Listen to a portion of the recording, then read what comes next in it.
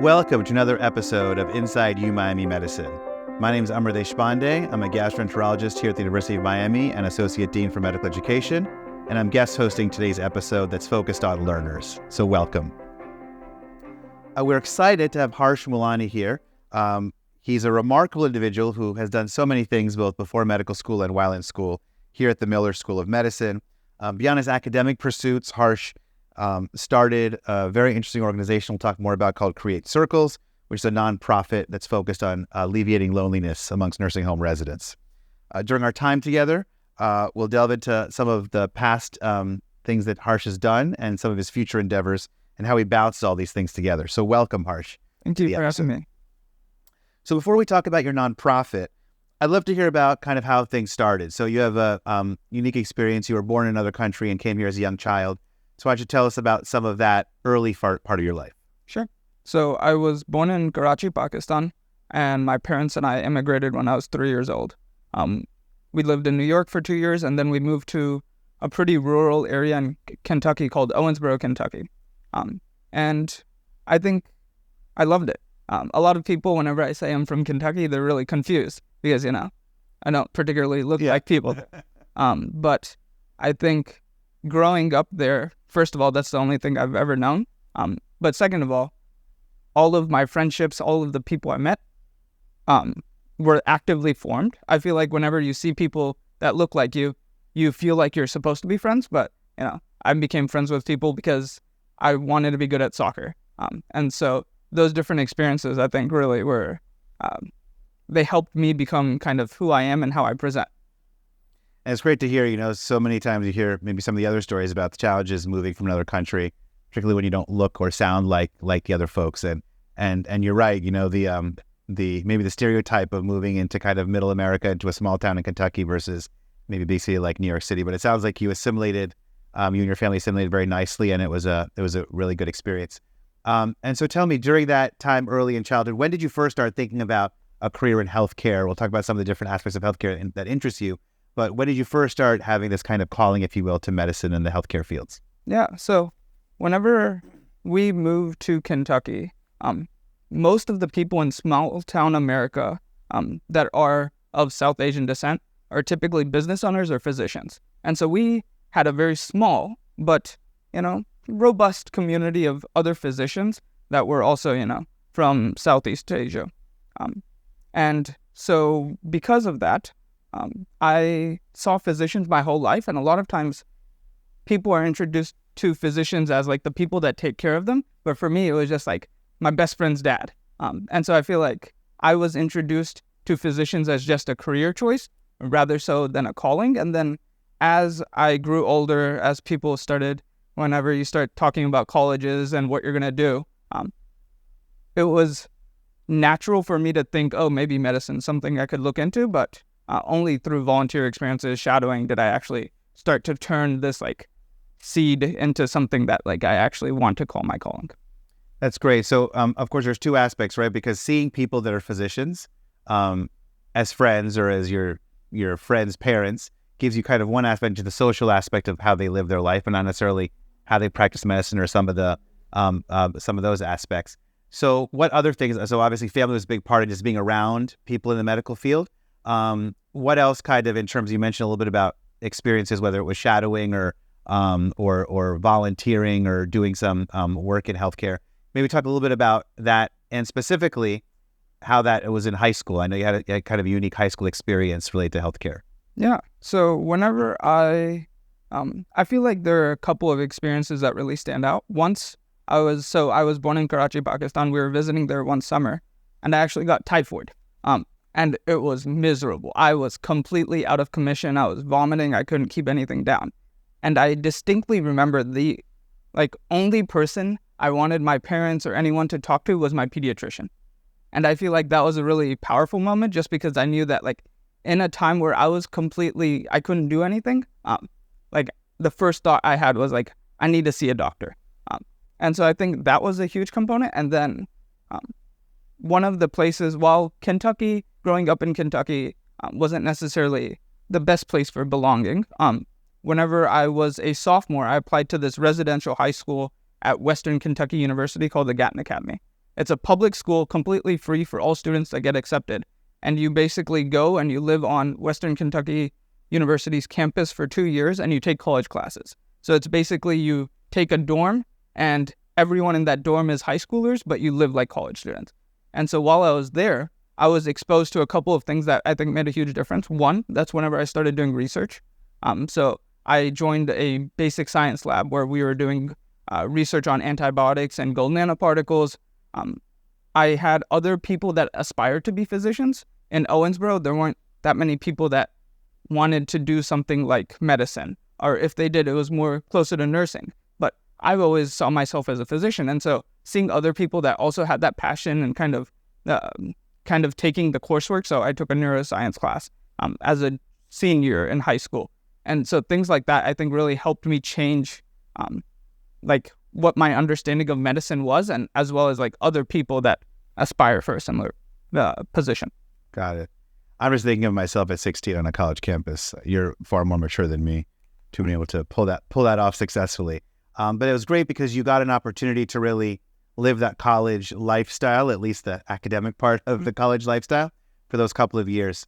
And so that was STEM in general, or was that really focused on just healthcare, that high school? It was a math and science academy. Okay. And so they gave us the freedom to take further, coursework in those fields. If you wanted to do genomics, you could do that. If you wanted to take linear algebra, you could do that. And those are typically not opportunities available to high schoolers.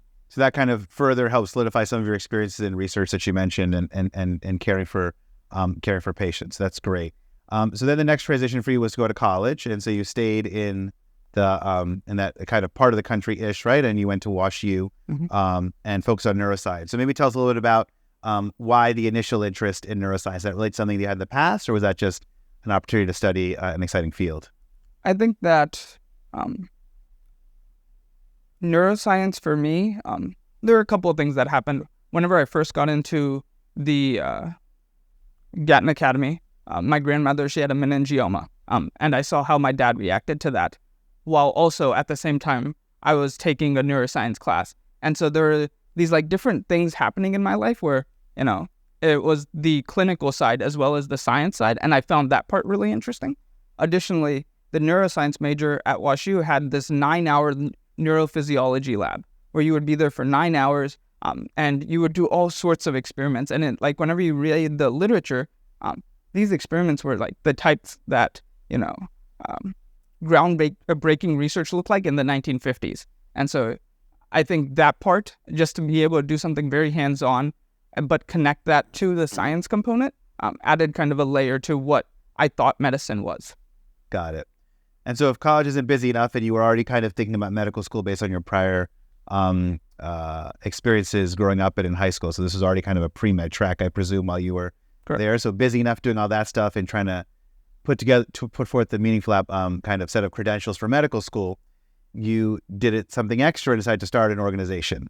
Probably it's initially smaller in scope, and we can talk more about how it's grown over time. But tell me a little bit about Create Circles. Like, what was the inspiration behind creating this, and some initial kind of experiences that led you to think that this was an important organization to start? So whenever people ask me about Create Circles, I think it's almost a misnomer to think of it like me just starting this organization. A lot of times people don't see kind of the 2 years of work I did in elder care prior to starting. And so the initial start was actually, I missed all of the deadlines for being an EMT on campus. I missed all the deadlines for all the cool health pre-med track clubs. And I was like, oh man, I need to do something cool. And so I started reaching out to different organizations in the area, and there was a hospice that was looking for volunteers. And so I started out in hospice where I was seeing these older adults who were at the end of their life, but as any good hospice should, they gave me kind of patients that were more mentally present early on. And one of them, we had a great relationship where we would come in and we would talk. He would tell me all sorts of stories. And I saw that over time, he became really interested in just like understanding what was going on in the world, and he wanted to give back in some way. But the issue was I was effectively the only person that came in and saw him. And so that's whenever I first started to think, and just wonder, why is this the case? People that have done so much in their lives, given to their community for so long, why at the end of their lives are they lonely? And that, from that point on, I grew my responsibilities in that hospice first. So I went from one patient to 8 patients a week. And I would just drive to different parts of St. Louis, and I would be going to all these nursing homes. And I would see that. But in the process, people would always kind of wonder who I was. And so I would talk to them, and they would start introducing me to people, which I think is special because, elder care isn't particularly glamorous. And so whenever there's a young person interested in it, people want to help them. And so I started talking to the Alzheimer's Association in St. Louis. I started talking to the Oasis Institute, which does kind of work before long-term care and keeping people engaged. And I wanted to better understand the policies. And so all these different things kind of came together. And ultimately, I came to this realization with Create Circles is that with loneliness, particularly in long-term care, we're trying to fix it with companionship, right? If someone's lonely, let's give them someone else to talk to and they'll be okay. The issue is loneliness is more so an effect rather than a cause, right? Something happened in order to make them feel lonely. So if you are trying to give them someone to talk to, it's just a Band-Aid. They'll feel good for that conversation, but what about the rest of the time? And so those were kind of the initial realizations I had. And I thought it was an interesting and big enough problem that I wanted to put some energy towards solving it. It's fascinating because you really highlighted some of the aspects of how we currently deal with elder care in this country and maybe some of the challenges and pitfalls. And I like how you kind of flipped the cause and effect on its head. And we're trying to fix the problem, but just going after them after it's already too late. So tell me a little bit about the model of Create Circles. How is this different than just saying, I'm going to create an organization where interested high school and college and medical students or retirees or whomever are going to hang out for an afternoon with person X? Like, how is the model different to help address this root cause? Sure. So whenever we started Create Circles, the premise that we built was that if loneliness is the effect, what is the cause? The cause is a lack of purpose. And we tried to, lack of purpose can be almost, it's abstract. And so we wanted to paint that in more distinct categories. And we kind of nailed it down to 3 based on clinical research as well as different people we talked to. One is, have you lost connection with your identity? So if someone owned a pet their whole life, they took care of pet for so much of their life, but now they're in a nursing home, are they still a dog owner or are they not? And so there's that disconnect. The second part is, do you have anything that you're anticipating or looking forward to? So in a nursing home, if your day-to-day life is the exact same, you wake up, someone takes care of you, someone feeds you, and every day looks the same, you kind of lose that looking forward to component. And then the third component is, can you give back? A lot of times we don't feel best about ourselves whenever we are receiving, but more so whenever we are giving. And the reality is we enjoy giving because that shows that we have something to give, right? If you have nothing to give, you can't give.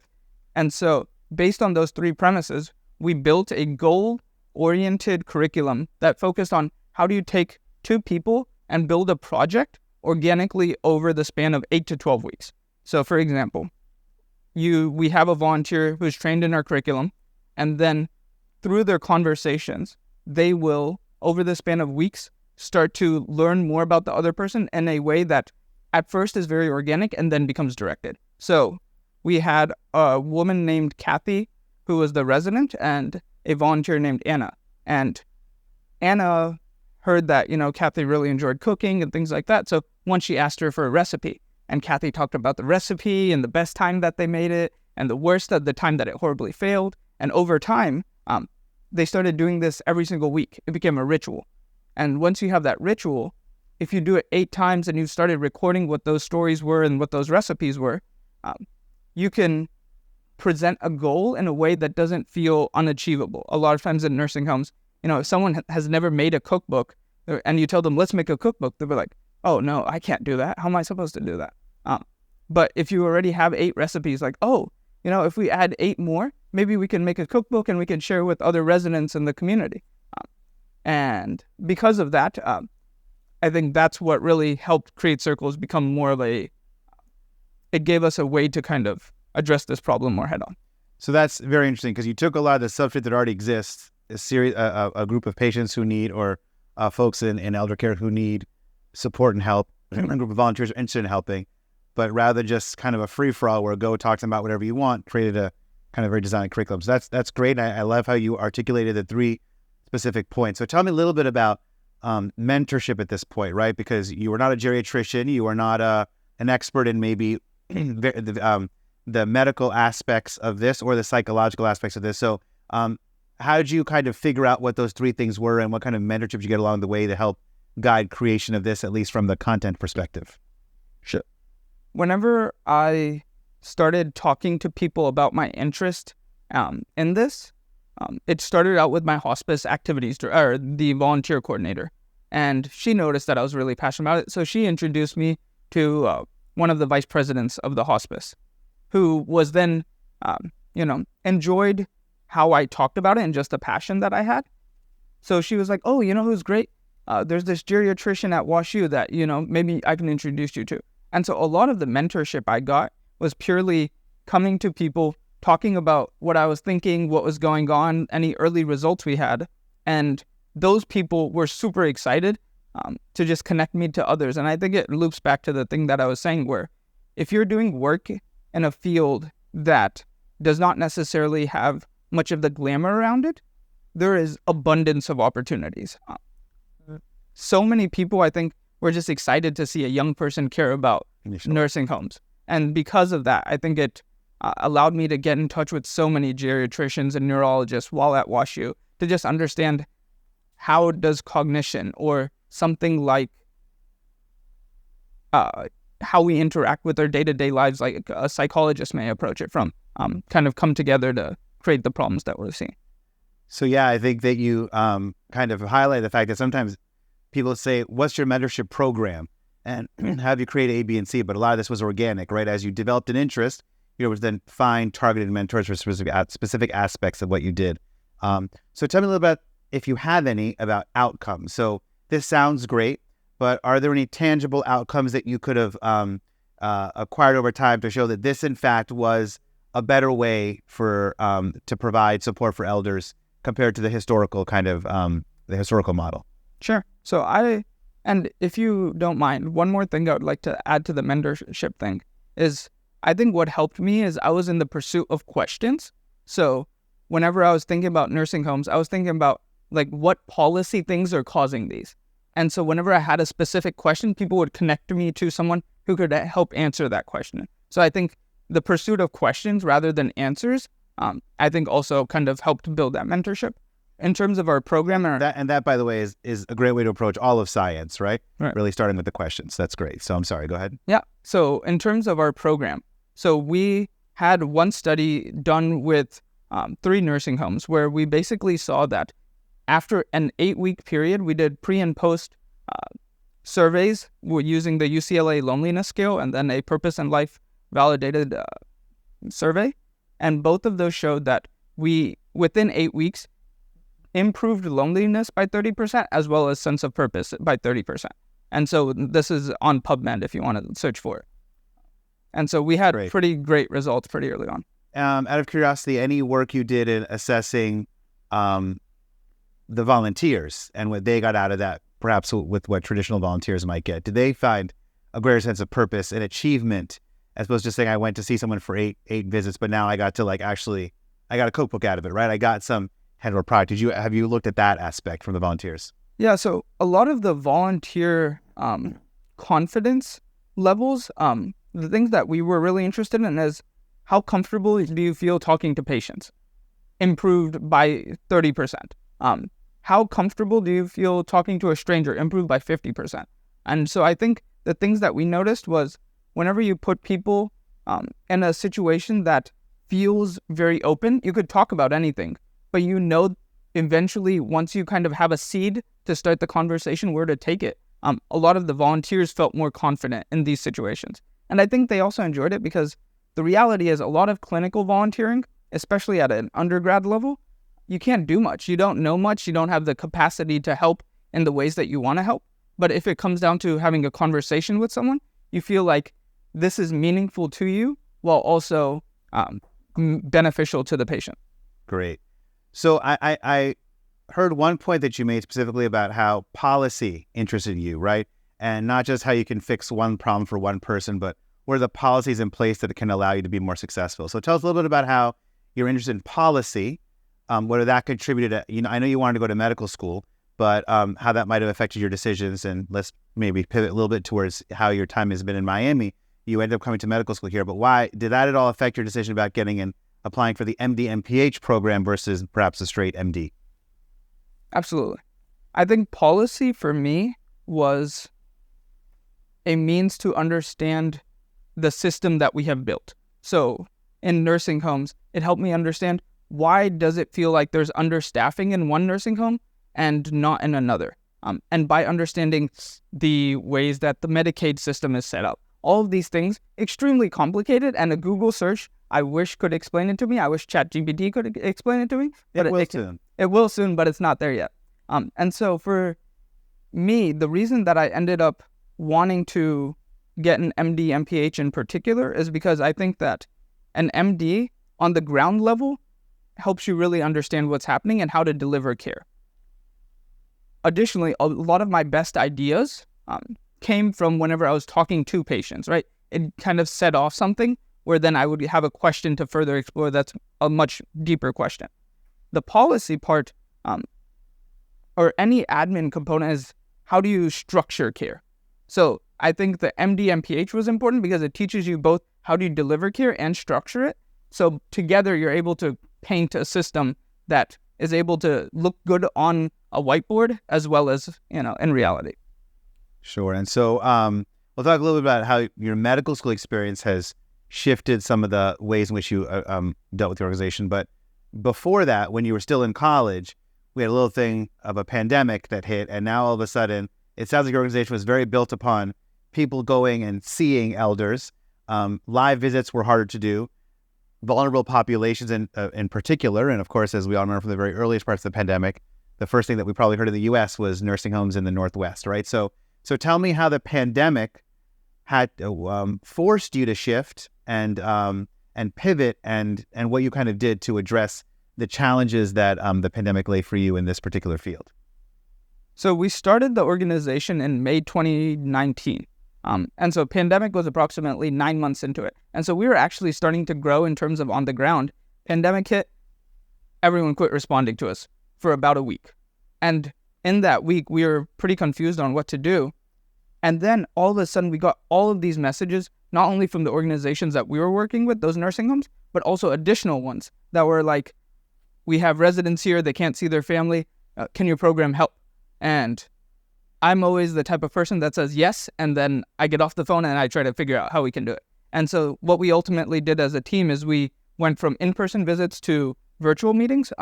The CMS did a great job in allocating resources to help nursing homes make this switch very quickly. So they allocated $3,000 or $1,500 for every nursing home to be able to purchase iPads and tablets.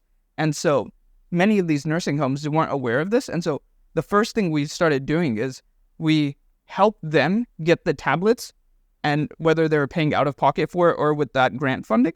And then once they had those tablets, every college student at that point was used to Zoom. And so we were able to switch pretty quickly, and we started doing virtual visits, which we were surprised by how much we were able to still maintain a lot of the organization. A lot of our communication is nonverbal, but through Zoom, we were able to still kind of have these meaningful conversations at a point when, many of these residents couldn't even see their family. Yeah, I started the question thinking of all the challenges of the pandemic, but in many ways, your organization was one of the best suited to really grow during the pandemic, because it really kind of highlighted the value of the interactions that you guys put together. So you mentioned CMS. So I would be remiss without mentioning that it's not common that a medical student gets a grant for $500,000. You're about $5,000 short, so you should have just asked for a little bit more. But very impressive, obviously, to get such a big grant. So tell me a little bit about, and particularly as a medical student, so please tell me about what made you kind of think about this grant and what this grant specifically addresses in your organization. So the reason for the grant was we had a program that was doing well, but it was built entirely on people's goodwill. And when I say people's goodwill, I mean volunteers that are visiting the residents. They're all volunteers, obviously. Everyone in the organization, like me, is also a volunteer. And so I wanted to build something that could run even if something were to happen to me. And the only way you can truly do that is if you have employees. And so what I was looking for is, how do we scale up our organization in a way that's sustainable? And the only way you can truly do that in a place like nursing homes, where it's much harder to kind of get people to pay for services, is through grant funding. And so CMS, also during COVID, what I would do is they would have these monthly updates where they would basically, say different programs they're launching and things like that. And one of them, I saw that they had a grant purely for improving quality of life for long-term care residents. I was like, oh, could it be a better one? Yeah, we do that. And so once we saw that, we started putting together an application. We submit it. They gave us feedback. We submit it. They gave us feedback. And this would happen for a year and a half. Welcome to the rest of your life. Yeah. And it continued for a year and a half. But luckily for us, we were passionate about it. I had enough people that really wanted this to continue to happen. So I think purely by being present there for a year and a half and just following up is the reason we ultimately got the grant, and hopefully a decent application as well. The real value of persistence. That's great. So just in the last few minutes, I'd love to pivot just to really focus on your Miami experience. So tell me a little bit, now that you've been in Miami for, I guess, almost 3 years now, how has your medical school experience informed some of the work that you do with this organization? And how, conversely, has the organization maybe informed some of your decisions about what to do moving forward in medicine as a specialty, for example? Sure.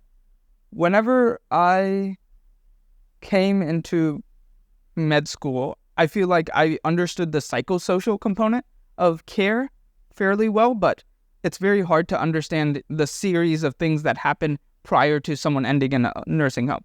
And so all of my clinical experiences have been so good because, one, I've seen what it looks like whenever someone has a heart attack or a stroke or a fall, even, to have them lead up into a nursing home. And so I think a lot of those clinical experiences were just a huge part of my knowledge base that we're missing. And by having that, I, one, saw that the work that we do in older adults and long-term care is important, but you see this loneliness all across medicine, right? Someone that's getting chronic dialysis is also extremely lonely and starts to become disconnect from their community. Many prepartum women who have a rupture of membranes prematurely, they are also hospitalized for a series of time where, they're lonely, disconnected from the normal pregnancy process. And so I think I've started to see that the work that we do is not just can and should only be focused on older adults, but it can actually expand to many other areas of medicine. So I think that was very fascinating. In terms of the work that I've done, I think just the process of talking to older adults and just really enjoying it. And I think in nursing homes, I became used to speaking with people that had chronic conditions that weren't going to be resolved. So their Parkinson's was an active thing that they were grappling with. Their dementia, all of these different things affected their day-to-day life. And I think because of that, I just really enjoy talking to those people. I enjoy talking to the caregivers. I enjoy understanding their challenges and trying to make it better in whatever way I can. So because of that, I want to pursue neurology. So what a great thread, right? From neuroscience in college to doing something that really focused on the mental health aspects, right, of loneliness and feeling valued, and then kind of close that loop, if you will, in the brain health space of neurology. So just in closing, and thank you so much for your time. This has been really such a great conversation. I'd love to hear your thoughts for, let's say, folks that are thinking about a journey into medicine. How did you balance all of this, right? Trying to figure out how to apply to medical school and start an organization, and then while you're in medical school and trying to figure out how to, take tests and study for exams and see patients while also managing your organization. So what advice would you give to future or current medical students or those interested in starting a journey into medicine about how to kind of take the passion and take all the other work that's associated with this and kind of balance everything? I think that prior to medical school, a lot of the things we're doing is trying to keep doors open. We do a bunch of things and then we're just constantly trying to keep doors open. And I think that in medical school, it's also important to explored the different areas of medicine out there just because there are so many options. But as future physicians, we get really good at pursuing a lot of things and doing them well enough that it's not bad. And I think the way that you free up time is you get really good at closing those doors and you focus on a door to walk through whenever you kind of have an inkling. And the reality is, anytime you walk through a door, it rarely means that like this is the thing you have to do. But the pure process of putting a lot of time, energy in something helps develop that passion in a way that you couldn't do if you were balancing 50 other things. So I think the biggest piece of advice I have is get good at saying yes and then learn how to say no. Because I think once you say no often, you get really good at the thing that you enjoy doing. And over time, you can kind of turn it in whatever direction that you want. And so I think the best way to create time is to ultimately start saying no to things that just may be meaningful, meaningful to your application. But the process of saying no there opens up the ability to do something great in the few things that you really love. I think you've been a great example of that, right? Of how you pull that off. So this has been a great conversation. I'm actually very proud of myself that I didn't mention the India-Pakistan cricket rivalry this whole time. Well, not really a rivalry because we're so much better, but I really want to thank you for your time. This was fascinating to hear about all you've done before medical school and while you're in medical school to create a fantastic organization while still balancing becoming a future physician. So again, thank you and really appreciate it. So thanks for joining us for another episode of Inside UMAMI Medicine. Thank you very much.